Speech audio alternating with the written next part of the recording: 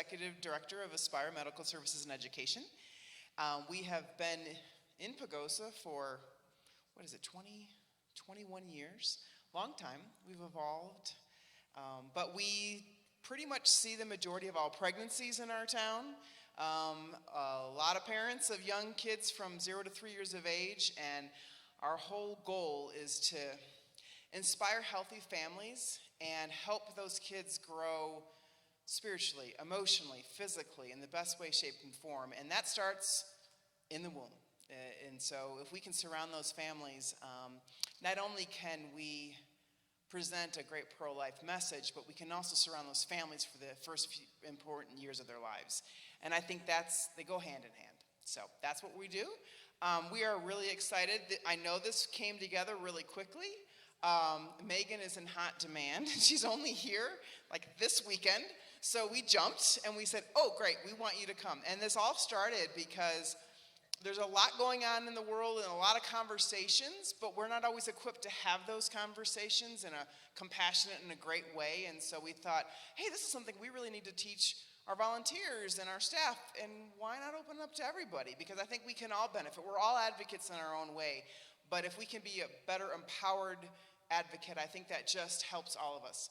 Plus, we thought it's a great time to always come together and pray and just be unified in the spirit with one another. And I'm so grateful to our community because that extends beyond all churches and all denominations, and we can come together for the love of Christ and just celebrate Him, celebrate life, and just celebrate one another. And that is more important now today than ever.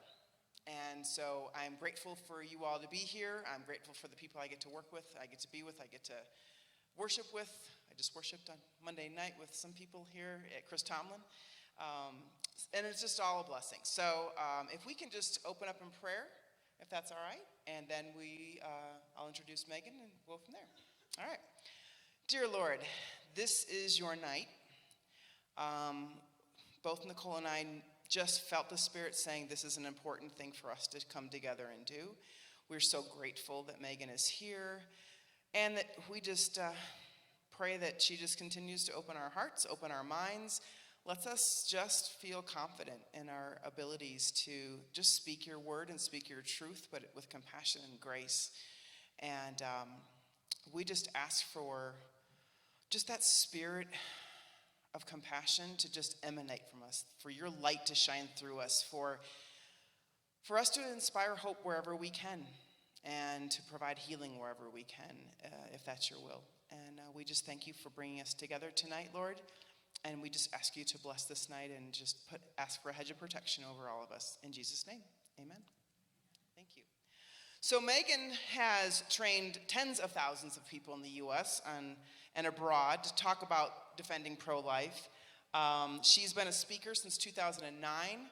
She was a U.S. gymnast at the University of Georgia. She was a gymnast. She also was an award-winning journalist. I was a journalism major too, by the way, but I didn't get award-winning for anything. So, but that's impressive.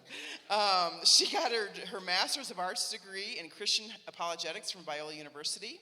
Her and her husband, Tripp, he serves as Director of Programs with Summit Ministries. I don't know if some of you guys are familiar with Summit Ministries. And they also have 2 children, Nellie and Rogan. Rogan's here somewhere, hiding out. And she has spoken to high school, college, adults, on all of these, in youth organizations, women's groups across the nation. And so we are excited that she's here. And I'm just going to leave it up to her, and she's going to share. And then in the end, if you guys have questions, feel free to throw them out. This is a casual night. So thank you, Megan. All right. Thanks, you guys, for giving up your Thursday evening on this hot day. A little bit of a change, because up in Colorado Springs, we got about 1.5 feet of snow last week, which was kind of like, okay, Colorado, I hear you. We're here.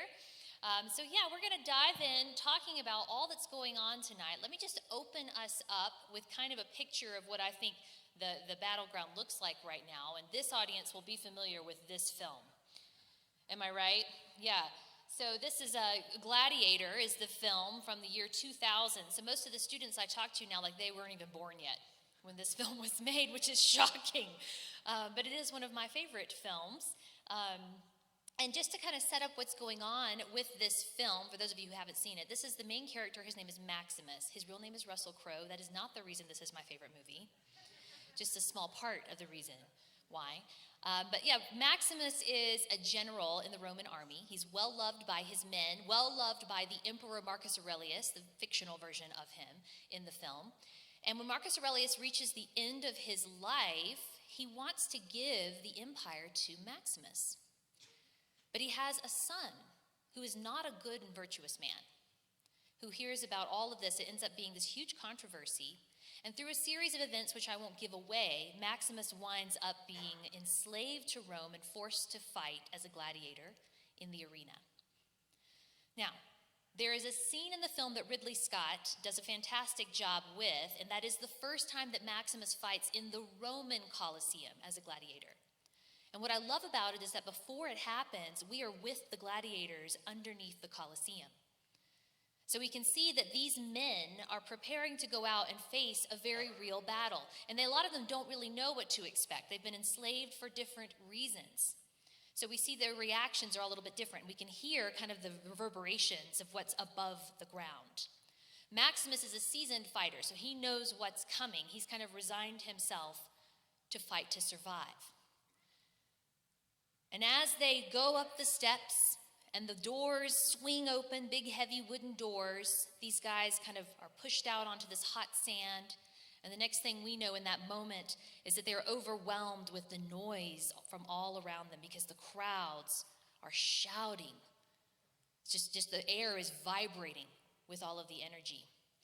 And there's one thing we know for certain. Maximus and the men with him have to survive whatever comes through those gates in order to live to fight another day. They're going to have to win this battle that's right in front of them.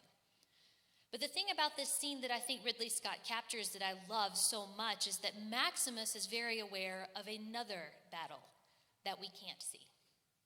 He knows that in order to win his freedom, he has to win the crowds. He has to understand them. He has to know what motivates them, what they want.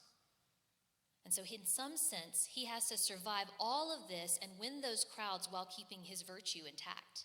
And that's what makes the movie so incredible, is that that's his journey throughout. We are similar to this in some ways in the battle that we're seeing right now. A lot of times, because on Facebook right now, it looks like a gladiator battle when it comes to talking about the issue that we're here to talk about tonight. It's ugly, and I think that this moment in time, the moment that the abortion law that has been entrenched in the Constitution for about half a century at this point in time, the moment that it was going to start to be removed from that grip, it was always going to be ugly. And here we are. But things haven't changed in terms of what we're about, in the pro-life world anyway. As my friend Jay Watts would say, there's nothing wrong with defending innocent human life. It's not a hateful place to stand. In fact, it is the minimum that we owe other human beings. It's our duty to protect innocent human life in as much as is possible. So, at the moment, nothing has changed yet. But with the recent leak of Justice Samuel Alito's opinion, which came out before it was supposed to, we don't know the reasons for why the person leaked it, who did, or the group of people. We know that it has damaged some of the integrity among the Supreme Court, which is already a bad thing. We know that it has resulted in the kind of backlash we're already seeing, though an actual decision hasn't been reached yet. And we know what we're seeing is just almost, it takes your breath away, how polarized it's become. We, like Maximus, need to be aware of the crowds. Our battle on this whole abortion debate is not an us and them type of battle. It was never meant to be that. After all, we are the church. And the pro-life view that undergirds the pro-life movement is one that says that every human being is intrinsically valuable from the moment they come into existence to the moment they die. And if Christianity is true, and I do think that it is, a long time after that. That means that the they that would support abortion are not our enemy. We are in a battle of ideas, an unseen battle, which is where the enemy that we know likes to make his camp, in the battle of ideas. Ideas, as we teach our students at Summit Ministries, do have consequences. The things that we believe, we live. And so they act themselves out in front of us. And the ways that people are answering questions around the issues that touch abortion result in the ideas that we are seeing. A lot of moral decisions being made by our young people and by others without being tethered to anything. And it's resulted in this kind of battleground that we see. But the idea thing, the fact that this is all about ideas, wasn't a surprise to us as Christians, because Paul has said this all along, even in defending his own ministry in 2 Corinthians chapter 10, when he said, though we walk in the flesh, we don't carry weapons of the flesh. We're not carrying gladiator swords around. But we do possess weapons that are divinely powerful for the destruction of strongholds. And what I think he's talking about there is something like what we would call worldviews now. The ways that we look at the world and understand, sets of ideas about the world, about God, about who we are, about what our major problem is and where we're going. We destroy arguments, he says, and every lofty opinion that is raised against the knowledge of God, and we take every thought captive to the obedience of Christ. A lot of language about thoughts, ideas, arguments, opinions. These are the things that we tear down.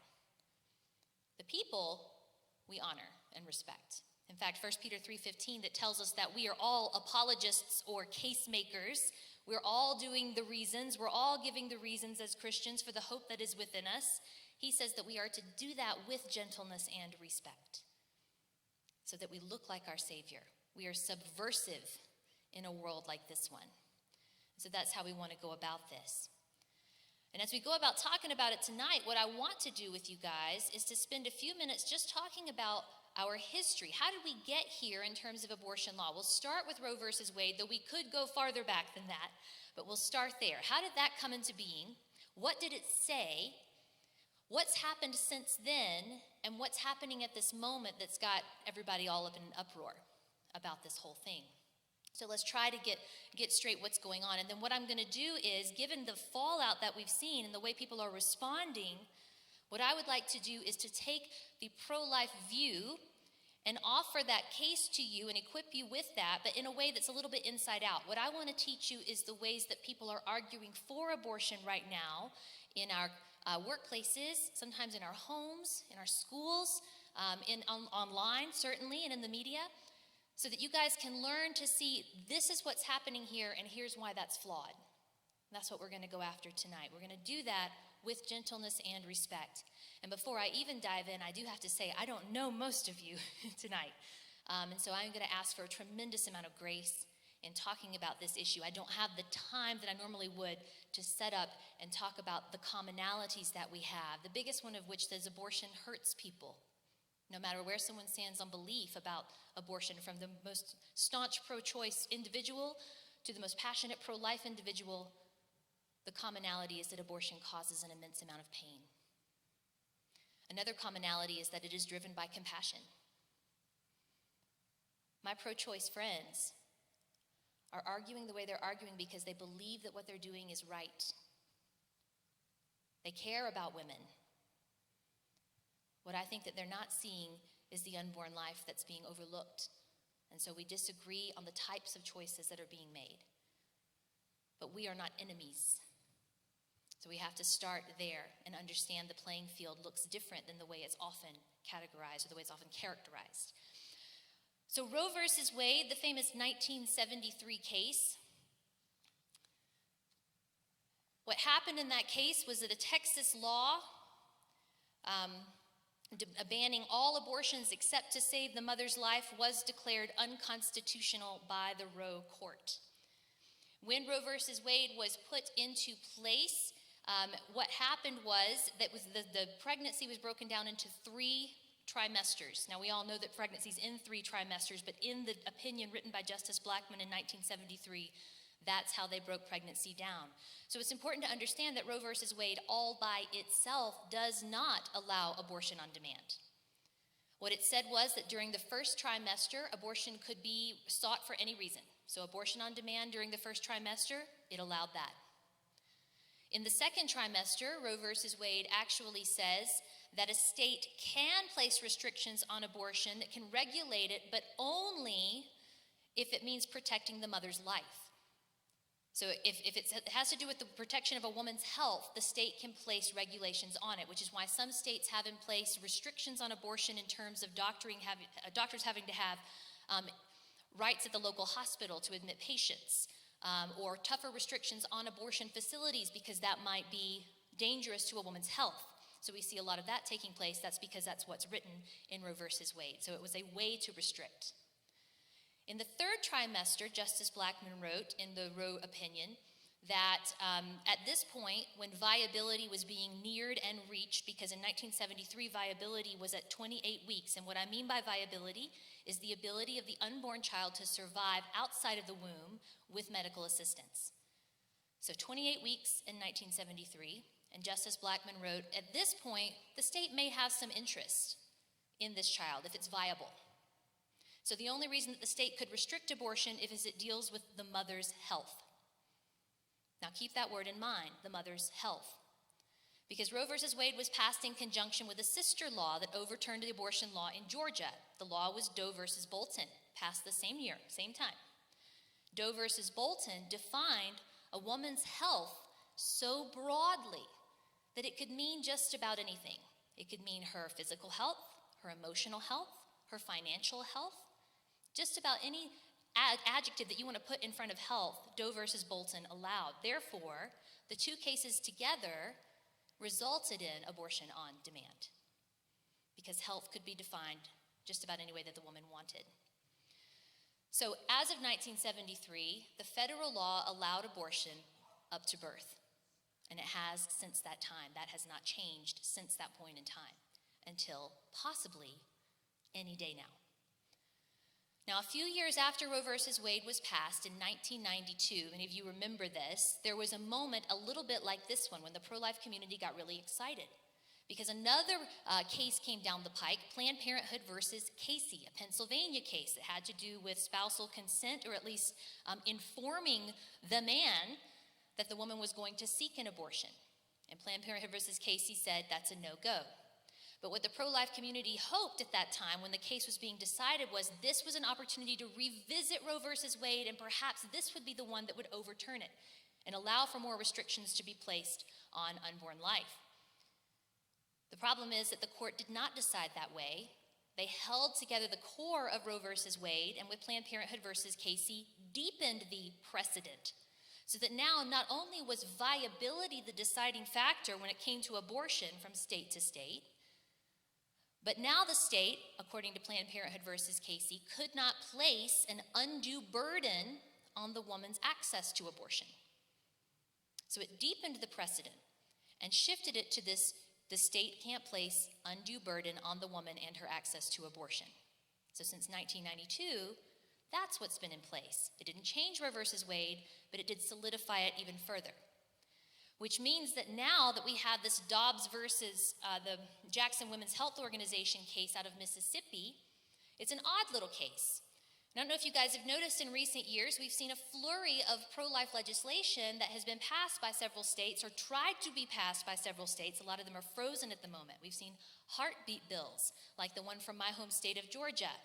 We've seen other laws, the Texas law, which is still ongoing, by the way, that did an odd little thing. And people have been kind of watching this happening and going, what is going on? A couple of things are happening. With these heartbeat bills, what we're seeing is states that are trying to work within the framework of the existing federal law with Roe versus Wade and its trimester system to challenge the personhood of the unborn. Back to that opinion written by Justice Blackmun in Roe versus Wade in 1973, he did write that if the personhood of the unborn could be established, we would have to overturn the law. Now, the Roe court was a little confused when it came to when life begins, or at least they claimed to be.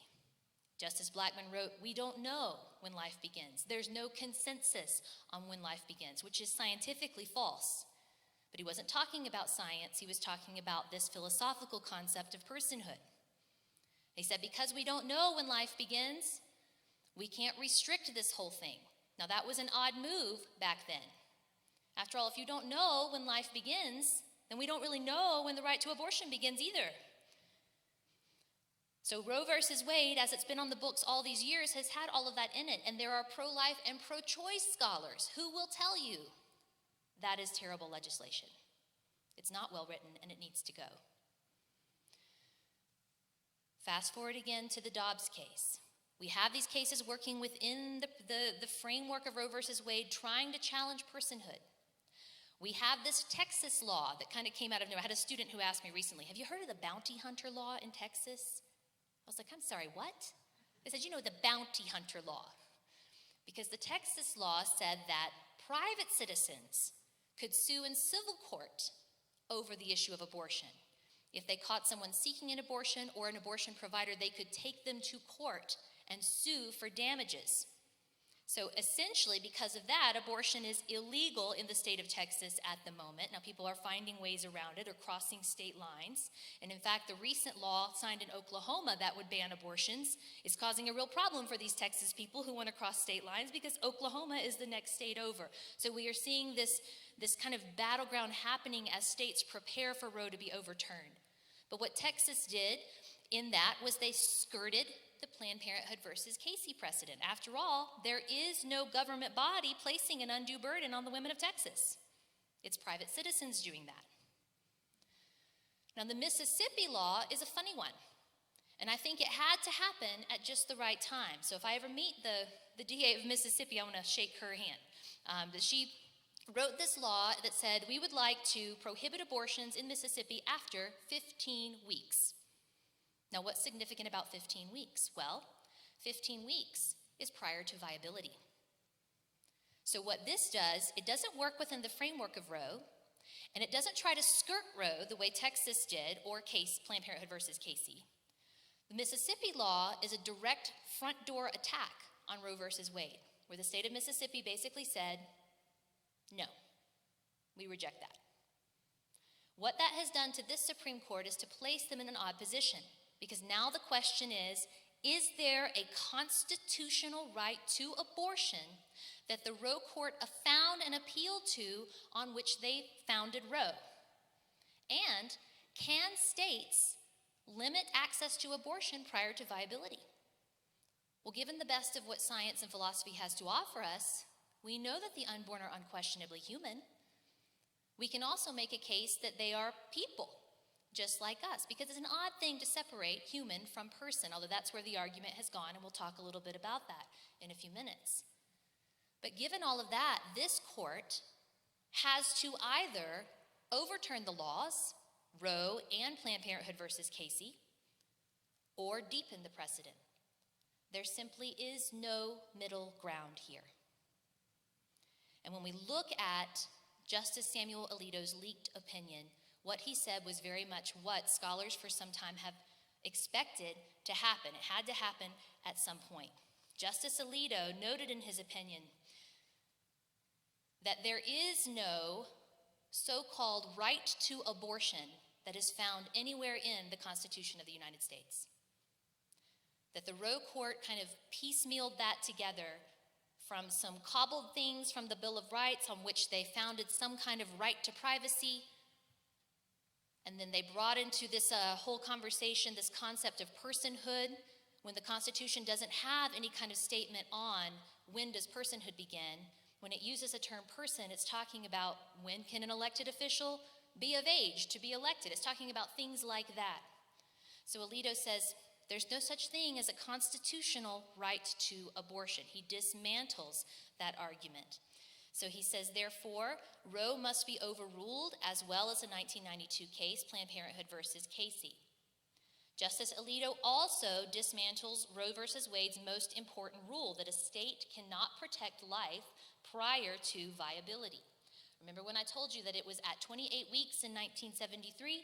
Viability has slid backwards to 24 weeks now, and most hospitals are resuscitating children at 22 weeks and providing medical care, and even earlier than that. The reason being that viability is directly related to the medical technology that's available. It's not some magical age or some magical number that happens when a human comes into valuable personhood. There's just no such thing. And Alito rightly sees that and says, that's a no-go. We need to protect the most vulnerable among us, or the states need to have the say. Alito noted in his opinion that the U.S. and the Netherlands are the only two nations in the world that rely on viability as a standard when it comes to abortion law. In fact, the U.S. is one of only 7, maybe 8, but I believe 7 countries in the world that allows abortion after 20 weeks. Our abortion laws, as they stand right now, are on par with China and North Korea.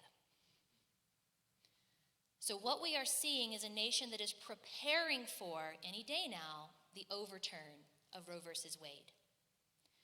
The thing that most are not realizing in this conversation, 2 things here. 1, this will not end abortion in our nation. It won't end it. It will simply undo what was done in 1973 when our voices as voting citizens were taken from us. And the Supreme Court made the decision for us, thus entering into the conversation that people say the government has no say in. What will happen if Roe versus Wade is overturned and Planned Parenthood versus Casey is that the deciding power on abortion, restriction, or non-restriction will go back to the states. And voters of each state will have a say in that from here on out. Now, could that be changed at any point in time? Of course it could, just like it was in 1973. Which means that if you're here and you're pro-life, your job just got a little bit harder. But now when we say something to our friends and neighbors, we aren't just convincing them abortion is a moral wrong, we're convincing them that their voice counts for something and that they can change the sway of things. And after all, the law is a teacher. So if Roe versus Wade is overturned, I think that in time, and not all that long, if what I've seen before means anything, it will sway opinions on abortion in our nation. I hope that it will. But as we see these states set up for it, we have some states that are setting up to be havens for unborn children. Colorado is not one of those. Colorado joins California and a handful of other states in our nation with the most radical abortion laws in the world. Boulder, Colorado does have a late-term abortion clinic. And Colorado has been a place of abortion tourism, which seems like it's a new term. It's not. People have been flying to Colorado in order to get late-term abortions for some time now because you're hard-pressed to find a place that will perform an abortion later in pregnancy. So the state of Colorado is an interesting one, which means our voices need to count. And we've got to get busy and not be quiet when it comes to this. So, given all of that, how in the world do we move forward? What I want to do in the next few minutes with you is to go through 6 ways that people tend to argue for abortion, that we're seeing them right now. I hope that some of these will go, oh, I've heard that, oh, I've seen that. But what I want to do is show you the ways they're arguing so that we can then provide an answer to them. These are the 6 most common ways people will argue for abortion, and none of them do the job that they need to of telling us why abortion ought to be morally okay or why it ought to be legal. So let's get started with that, and then after that, I will hang out as long as you want and answer what questions I can. And if I don't have an answer, I will find you a resource so you can have an answer to your question, I hope. So here we go. This is going to be our word of the night from here on out. What is this word? Syllogism. I'm going to need you guys to help me a little bit, or I will bumble around awkwardly up here and just babble. All right. The second most important word of the night is this. What is this one? Oh, good. Okay. And then the third most important, $100, I'm kidding, is what? Yeah, syllogism. By syllogism, I just mean a formal argument. So anybody who's ever done debate team or anything like that, a syllogism is just a premise, another premise, and a conclusion. And here's the syllogism for the pro-life view, the basic argument for the pro-life view. In fact, you can start a conversation with this and say, hey, let me just run something by you and tell me what you think about it. Premise number 1, it is wrong to intentionally kill innocent human beings. Okay, nobody really argues with me on that one. If they disagree with that one, you might run away. Right, we need a whole other conversation that needs to be had, but nobody typically disagrees with this. So premise 2, here's where we have our work to do. Abortion intentionally kills innocent human beings. The definition of abortion from the ethicist Christopher Kaiser is the intentional killing of the human embryo or fetus. He uses the scientific terms there. I have no problem with the scientific terms. They refer to a human being at that point in their gestation or that point of their development. But that's what abortion does. Now, here's where people will disagree with me. But if the second premise holds, the conclusion naturally follows that, therefore, abortion is wrong. This is the pro-life argument in its simplest form. We have work to do on the second premise, and we need to remember that word intentionally, because in some of the challenges that we get on this, that's going to be an important thing to come back to. This exercise that we're doing, this pro-life apologetics, is a good way to dive into this, because the thing that I promise you I'm not going to forget tonight as we take these things up into the abstract and talk about the ideas is that these are like a kite, and that string is attached to real people, and this issue does cause a lot of pain. But I'm hoping that because we're doing this exercise, we can look at the ideas tonight and find that helpful. We want to know, why are we standing where we're standing? And is it reasonable to stand here? Now, this argument, this syllogism, the only way that it can be defeated is if somebody disagrees with one of the premises and gives you evidence as to why it's wrong, or shows how the premises do not naturally flow to the conclusion. That's how you defeat an argument. Unfortunately, to say, I don't like that, does nothing to the argument. Arguments are either valid or invalid. They stand or fall on their merit, not on our feelings about them. But that leads me to the first way that people tend to argue specifically about abortion, and here it is. When people argue for abortion, oftentimes they will confuse moral claims about abortion with mere preference claims. Now, I don't know if you've noticed, but the way we talk about abortion in our nation is very different than the way we might talk about human trafficking, or the way we might talk about slavery, or racism. These are moral issues too. When we talk about abortion, suddenly it sounds a little bit different. It might sound something like the bumper sticker that's been popular for years that says, oh, you don't like abortion? Well, then don't have one. Have you guys ever seen that bumper sticker or heard that slogan? Very popular on the West Coast, but it's around. There's a word in that slogan that I take issue with. Can you guess which word? The word like, because it's talking about what we would call an objective moral issue and trying to twist it into a matter of mere preference. It's not that kind of issue. Now, when I say objective moral issue, let me make a distinction. Moral claims and preference claims are different types of claims. We live in a world that understands that there are different types of truths. If I make two statements, you might recognize the differences immediately. Let's just say this. Let's say, look at what's the Froyo place down there. Their cheesecake frozen yogurt is the best dessert on the face of the planet. That's one claim. Okay, here's my second one. The cheesecake frozen yogurt at the Froyo place, that is the cure for juvenile diabetes. All right, so very different types of claims. You seeing this so far? We could name the differences for a while here. Like one claim is like, Megan, you should probably really like branch out and try ice cream sometime because that's pretty fantastic too. The other claim is like, Megan, what are you, like, why did they invite you? Like, you probably need to go study the workings of the pancreas just a little bit more before you have the authority to say things about diabetes. As the daughter of a diabetic mom, trust me, I know a little bit about it, but still, different types of claims. The first claim told you a lot about me. This was a subjective type of claim. I'm the subject. Subjective claims, just like the subject of a sentence, the subject is what the sentence is about. When I make a subjective claim, the claim is about me. So you learn more about me with the Froyo claim, the first one, than you did about the frozen yogurt. Subjective truths are truths that you create. And because you create them, they are matters of personal preference. And because you create them and they're matters of personal preference, all subjective truths are equally valid. In other words, my favorite flavor has no more authority than your favorite flavor, which is why none of you really cared that I thought that. Now, I'm from the South, so we could argue over any number of things, but that was fine. The second claim that I made about the diabetes wasn't about me. It was about what we'll call the objects in question. We have the yogurt and its relationship to the disease. Objective type of claim. Now, objective truths are truths that exist independently of me, the subject, and you, the subject. In fact, they're things that you discover. You don't create them, you discover them. And for that reason, when you make an objective type of claim like the one I made, it can be true or false. And you can usually bring some evidence to the table to demonstrate why it's true or false.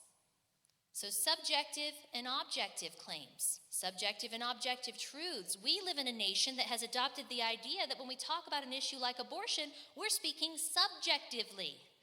Subjectively, as if it is a matter of mere preference. Thus, the bumper sticker, oh, you don't like abortion, then don't have one. Guys, what if that sticker said, oh, you don't like slavery? Well, then don't own one. That's a moral issue too. We're a little clearer on that one, a little, but abortion is framed subjectively in our nation, which is our first major hurdle. Most often you will hear it something like this, oh, well, I would never have an abortion, or I'm personally opposed to abortion, but I cannot tell other people what is right and wrong for them, or I would never tell women what they can or cannot do with their bodies. Do you hear the difference? I don't prefer it, but I'm not going to push that on other people. This happened on a campus one time. A young woman said that to me. I said, well, why are you here at the event? She said, well, honestly, I would never have an abortion, but what you're doing here on my campus with the pro-life club, I don't think you have a right to say what goes on in anyone else's bedroom at home or what they can and can't do with their bodies. I think you should leave. Well, I thanked her for her honesty, because she answered my question. But I said, may I ask you a question? See, she said, yes. I said, what do you personally oppose about abortion? She said, well, it kills a baby. I said, well, I really want to understand what your view is. Here's what I understand so far. Please tell me if I have it wrong. You think that abortion kills babies, those were her words, but you think it should be okay for other people to kill babies.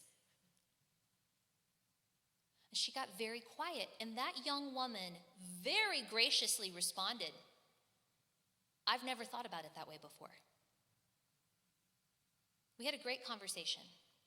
I don't know if I changed her mind on the issue exactly, but I gave her some things to think about. And at the end of the day, when we have a conversation that honors the other person and gives them something to think about, that's a win, especially on an issue like this one.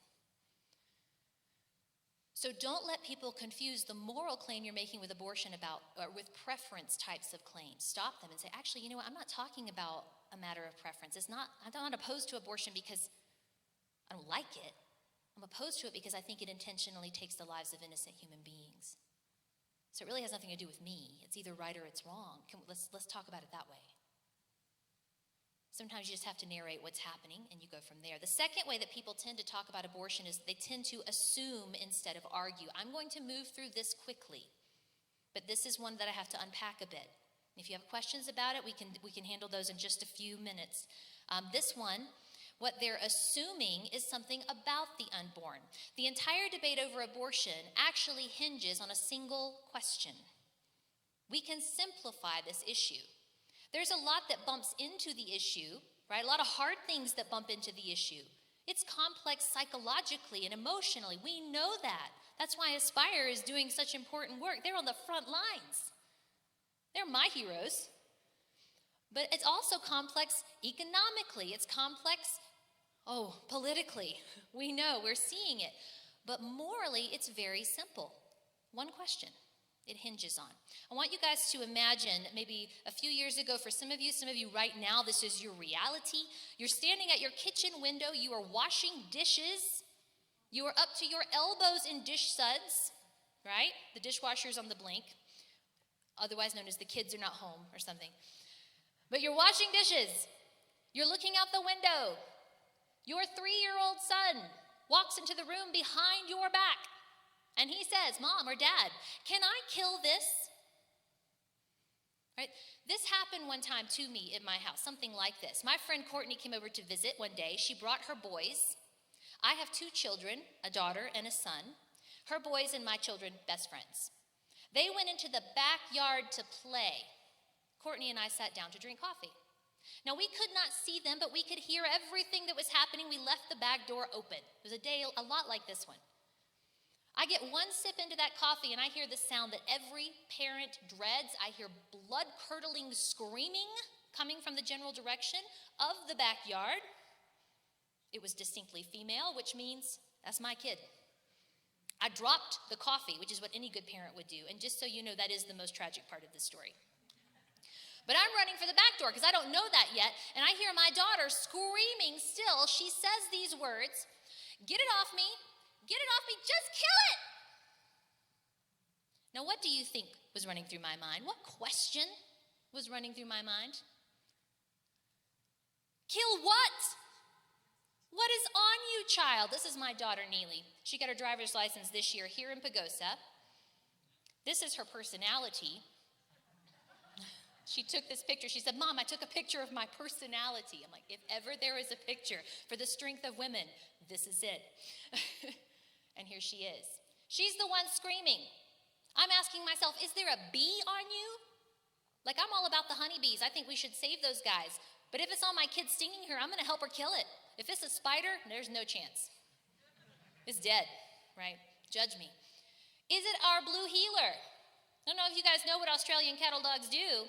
They're called heelers because they bite your heels. If you run across my yard, he'll mistake you for a cow and try to round you up. If it's Gus, we're not going to kill Gus. We're going to put Gus back in the house. Is it her brother? Some of you know what I'm talking about. And I don't know if you remember like a normal Wednesday at your house, but this is mine. This is a real question. The point is, the answer to what is it matters. Can we kill the unborn? That's the question the abortion debate is asking. I'm going to go out on a limb and say, well, sure, if the unborn are not human beings. If it is true that having an abortion is no different than clipping a fingernail or pulling a tooth, if it is just a simple medical procedure, then I should not have a problem with it. We should all go home. But if the unborn are human, that's a different matter. The question that no one's really talking about is this one. What is the unborn? What is the unborn? Most people will skip this question and give you reasons for why abortion ought to be allowed. It's an issue of privacy. That's the federal law, the justification right now. Private matter between a woman and her doctor, between a woman and her religious leader. It's an issue of poverty. She can't afford another child. It enables women to pursue their educational goals or their career goals or their dreams without an unplanned pregnancy standing in the way of that. It makes it so that unwanted children who won't be loved the way they ought don't have to be born and then be unloved. Or disabled children who we know will suffer. They don't have to suffer. If we were to make laws against abortion, women might be harmed, seeking illegal or back alley abortions. Now, let me just say right now that anyone who is harmed because of an abortion is a travesty. If we were to make laws against abortion, wouldn't that be pushing religion on other people? Can't do that. So the problem is that every single one of those justifications skips our question. I know that it does this because if my nephew AJ were standing here with me, go dogs, I'm unashamed of this picture. It was a good year. But if AJ were standing right here, you guys would agree on a couple things. He's really cute and he's really crazy, but he's definitely human. He's a 4-year-old boy. This picture, he was 3. What if I were to read that same list of justifications back to you and say, these are reasons why I think I ought to be allowed to take AJ's life? Now, you would think I'd lost my mind. You'd say, no, Megan, we don't kill 3-year-olds in the name of privacy. That's crazy. We don't kill them when they get expensive. We don't kill them when they stand in the way of something that we want, even our dreams. We don't kill them when they're unwanted. We don't kill them when they're disabled. We have no problem with laws that make it harder to kill 3-year-olds just in case the person who's trying to do so might be harmed in the act of trying. And it is no more religious to say that AJ has value and cannot be killed than to say that he doesn't. We know this with a 3-year-old because we know that 3-year-olds are human. Our question is the unborn human like the 3-year-old? What is the unborn? We have to start there, and science has answered the question.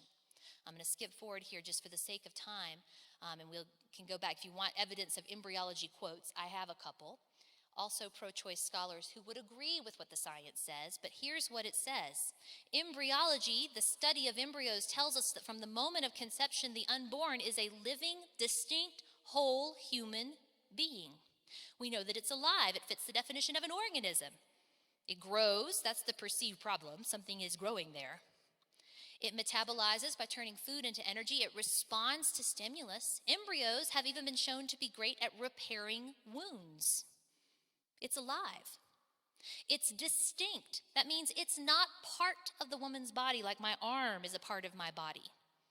It has its own unique genetic code that differs from the mother's and from the father's. And it is whole. Whole. You guys do me a favor. Make sure you're still with me here. Raise one hand up. Just one. Turn it around. Bring it lower. Gently, gently scratch the back of that hand. I'm not liable if you scratch too hard. There we go. Good job. We're all still with me here.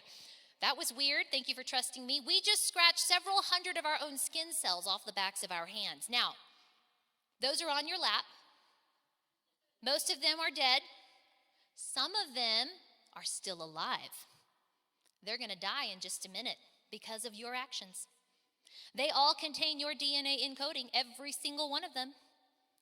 But no one in this room is guilty of mass murder. Whew. See, those cells are part of you. They're skin cells. They contribute to the overall function of the organism that is you, just like every other cell in your body. And some will argue, well, sperm cells are alive and egg cells are alive. So if we kill those, wouldn't that be just the same? No, it wouldn't. Because those cells are also part of a larger organism with a specific role with regard to that organism. The embryo at the single-celled stage is different in kind from any of those other cells. Its parts contribute to its overall function, and it goes on to do something that is absolutely remarkable. See, an embryo is not something that is like this podium. A properties kind of thing. Philosophers use these words to let us know this is just a sum of its physical properties. That's all that it is, a sum of its parts. But you're not like that, and neither is the embryo. You didn't come into being over time, and if you're missing a part, people aren't coming to visit 3/4 of you in the hospital. They're coming to visit you. There's more to you than just your physical parts. You are a substance kind of thing, and have been since you were an embryo. You came into being all at once. You didn't become more human as time passed. You matured according to your kind. Some of us are still doing that in the room tonight. That's a remarkable difference. Finally, there's a difference between things that are constructed piece by piece, like the podium, and things that do something that Richard Stith calls development here. Embryos are not like cars, although we hear them referred to that way, just a clump of cells. That is just a mass of tissue, as if you could add some more parts and the end product would be a baby. Think of how we've gone from terms like procreation. Now we exclusively say reproduction. That's a very factory term, very industrial term. Ideas have consequences, right? But the unborn does something that no constructed thing could ever do. From the moment you were an embryo, you drove your own development from within. Richard Stith gives us a wonderful illustration to help us understand this. He says, imagine you are in the Amazon jungle and you have one of these. Now with students, I have to talk to them like this is an artifact. No, you guys know what this is. Please tell me. How many of you have had one of these? Or some of you might have the newer models. They're coming out again. They're kind of growing in popularity, right? It spits the image out and there you go. So you're in the Amazon, you have one of these, you go to snap a photo of what's in front of you, and right when you snap the photo, this guy leaps out. This is a black jaguar, and because I watch National Geographic videos with my children, I'm an expert on black jaguars. No, I do know they're very rare. And so a photo of one would be a rare commodity. It would be something of great value. So you imagine you're holding that tab. You're waiting for the photo. You're about 10 seconds into the process. Somebody comes, they look over your shoulder, they see what you're holding, take it from your hands, rip it in two, and toss it down. You would be furious with them. But imagine they said, what's the big deal? It was nothing but a brown smudge. You'd say, no, it wasn't. I was holding a photograph of a jaguar. It was rare and valuable. It was beautiful. It was already there. You just couldn't see it yet because it was doing what? Developing. Just like we did and are still doing. Science has a lot to say about what the unborn is, living, distinct, and wholly human, and most people skip the question by assuming that the unborn are not human. You will know this is happening anytime you hear a justification for abortion and you ask yourself, would this be a good enough reason to take the life of a 3-year-old like AJ? If the answer is no, then you will know that that individual is assuming that the unborn is not human like the toddler is human. And you can make your scientific case to demonstrate otherwise. Third bad way, these will go more quickly now, that people argue for abortion is they tend to assert instead of argue. Assert, this is like the bumper sticker analogy. What we presented, the word of the night, was what? Syllogism, an argument, a formal argument. An assertion does not an argument make, it's just that. Somebody blurts something out. And there's a wonderful way to respond to these if you can do it in a respectful way. Imagine somebody says, my body, my rights. Is that an argument? No, it's not. It's just an assertion. Just ask them a question. Excuse me, I hear what you're saying, but what does that mean? What does that mean? Tell me more. I want to understand where you're coming from. Why do you believe that? After all, if what we're talking about is objective and not subjective, it's not mine or theirs, it's either right or wrong. That's something we discover. And so we can have good conversations to bring us back to that. Fourthly, people tend to attack instead of argue. This is the famous ad hominem fallacy for those who've studied formal debate, just name calling. They'll attack you. They might attack your character. They might call you a name. They might tell you you're an idiot, or worse, you will be called all the things if you make a stand. That's okay. It's not okay, but again, this isn't about you. It stands or falls apart from you. And the moment that you can hear what they're saying and go, why would you say that I'm an idiot? What does that mean? Typically, they're going to say something like, well, you actually think you're right about all of this. This has happened to me more than once. A question you might respond with is, well, with all due respect, do you think that you're right? Well, of course I do. Well, help me understand why it is that when you think you're right, you get to be right. But when I think I'm right, I'm an idiot. And it'll bring you back to the conversation you were having. It doesn't have to be disrespectful, and you don't have to call names in turn. Just ask a question. What do you mean by idiot? What do you mean by bigot? What do you mean by that? Gentlemen in the room, when someone tells you, or if you've heard, that you have no say on the issue of abortion because you are a man, that falls under this category. That is not an argument. It is an attack. And to be quite blunt, it's an attack based on gender, which in most cases we would call sexist. If it's true that men have no say on abortion, then Roe needed to go a long time ago. 9 men decided that case. But generally, it's a smokescreen, because no one is telling the men who support abortion rights to be quiet. It's those who are defending the unborn. You don't have to be quiet. You might gently point out what's happening and then move forward with the conversation if that is successful. Can't promise it will be, but you don't have to be quiet. Number 5, they tend to confuse functioning as a human with being one. These days, most people understand the science if they are informed on the debate. They understand what science says, that the unborn is human from the moment of conception. Yes, we get all of that, especially if you're on a university campus. But then they start to make a distinction between mere humans and humans who have reached this status of personhood or valuable humanity or rights-bearing humanity. So they've made a distinction between us. In other words, here's an idea that's underneath that. Some human beings simply matter more than other human beings. Isn't that how we got all of the atrocities of the past? Racism, slavery, genocide. That's even what underlies injustices that we see in other arenas: sex trafficking, which preys on the weak and the vulnerable, bullying, same idea.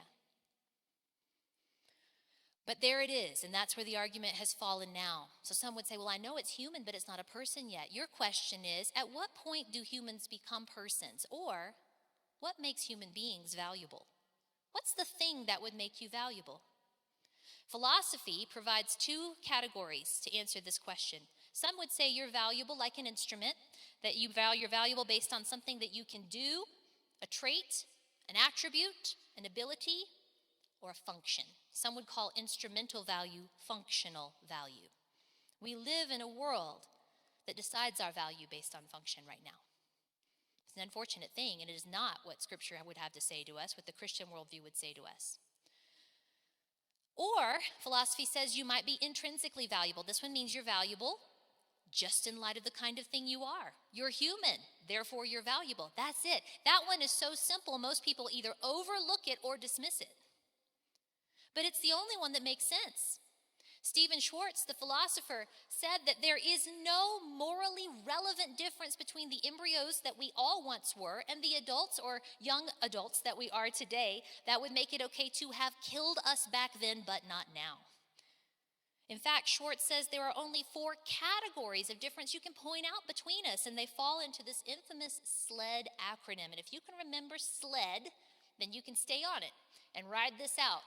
Size, embryos are tiny. Level of development, they are less developed than we are. Environment, meaning they're located in a different place. And degree of dependency, they're dependent on their mothers for survival, more so than perhaps a newborn or a toddler or a 5-year-old, and so on and so forth. That's arguable, but there you have it. Size, level of development, environment, degree of dependency, these are the only areas of difference, Schwartz says. Well, let's look at how this works out philosophically. These are all instrumental differences. That's why you have all these different traits that are named. But is size the thing that would make the unborn into a valuable human being? If it reaches a certain size? Well, guys, if size is the grounding of our value, we're in big trouble. We could play a game called Let's All Stand Up. Right? We're all different sizes. And by the way, when we choose a trait like size, we create what's called a value spectrum. And on that spectrum, tiny human beings matter less than larger ones. Therefore, we've created a rights spectrum, which means our children don't stand a chance. Women, generally speaking, we are smaller than the guys. Women's rights are out the window on this one. NBA players would rule the world if size were the determining factor. Level of development, the unborn are less developed. That's true too. My son is less developed than every man in the room. I can't kill him because of that. But logic demands consistency. And if at some point of development that brings us into valuable humanity, whatever part of development you pick creates the same kind of spectrum, because we don't all have it to the same degree. We have it in varying degrees. Sometimes these arguments tend to get more sophisticated sounding, things like consciousness, things like organized brain activity, the ability to desire, self-awareness, sentience, Dr. Peter Singer would argue. These come to us in varying degrees. So not only are the unborn disqualified, if sentience, by the way, were the determining factor, newborns would be disqualified, and Dr. Singer knows that. He is consistent with his view. But whole other classes of humans would also be disqualified if they don't have that level of sentience. Alzheimer's patients in the late stages of the disease, anyone in a coma, himself when he's asleep. Environment located in a different place, that's a mere less than 10 inches of a change of location from the birth canal to being born. If it's a change in location that can bring you into valuable humanity, that logic can be reversed. And a change of location might be able to take you out, so be careful if you scoot over a seat, if that's the thing that brings you into valuable humanity. Degree of dependency, the unborn are dependent on their mothers for survival. My mom is diabetic, and without the medicine that helps her body process the sugar that she eats, because it will not do it by itself, my mom won't live very long. I cannot kill my mother because of her dependency But logic demands consistency. If we're going to say the unborn don't count, unborn human beings don't count because they're more dependent, then those who are dependent on other things don't count either. We've created that spectrum. In fact, any instrumental answer you give creates the spectrum. The only answer that makes sense philosophically, the only hope we have for human equality, which is what people do care about, is if you are intrinsically valuable. Which is, by the way, what page 1 of our scriptures tell us, that we bear the image of God. As human beings, we bear his image. The moment we come into being, not some later point. Finally, this is the last thing I'll say, and then I can expound on it in the questions if you have questions, but I want to talk about it in a specific way because of what I'm seeing in the news. People will argue for abortion by hiding behind the hard cases.